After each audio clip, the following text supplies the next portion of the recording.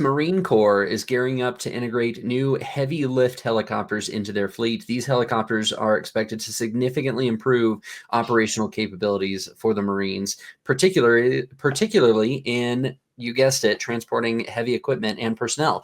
Transitioning to new aircraft involves comprehensive training programs for pilots, maintenance crews, updates to existing infrastructure. There's a lot going on. These are big. These are big guys. Yeah, it sure is. I think there's a lot they're going to have to unpack. I mean, we love the idea of kind of repurposing existing, don't we, and advancing them. I mean, it's it's expensive to start from scratch. So I mean, you can't blame them for doing this.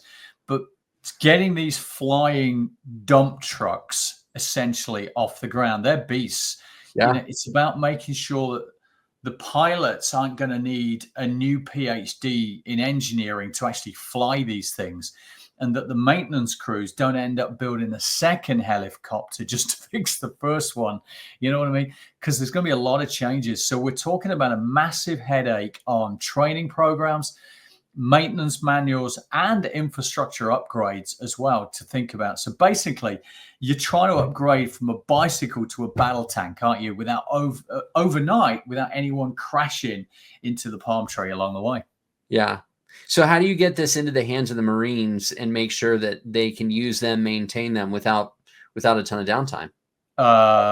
Design and change, that needs to be there. So good design, good change management action, change actions, etc. So that's the first thing for me. So you got to integrate your design data with that into your maintenance manuals, so that when that upgrade then rolls out, the maintenance crews don't end up with a 1,000-page PDF to work through and a lot of questions. So that's D&CM.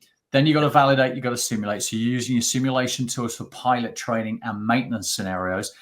Basically a virtual boot camp to ensure that the crews can fix and fly without putting a bird into the ocean along that journey. It's kind of like, Call of Duty with the torque wrenches instead. And then lastly, aftermarket support.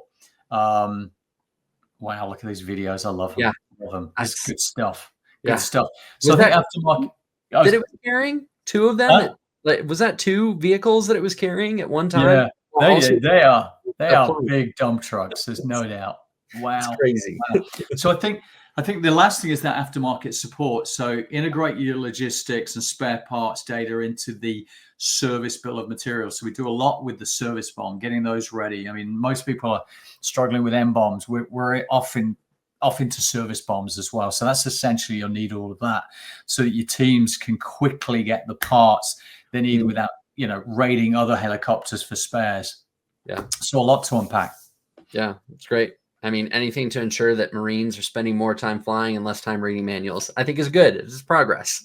Definitely. So especially when you're flying. Yeah. That's right. Yeah. Next one.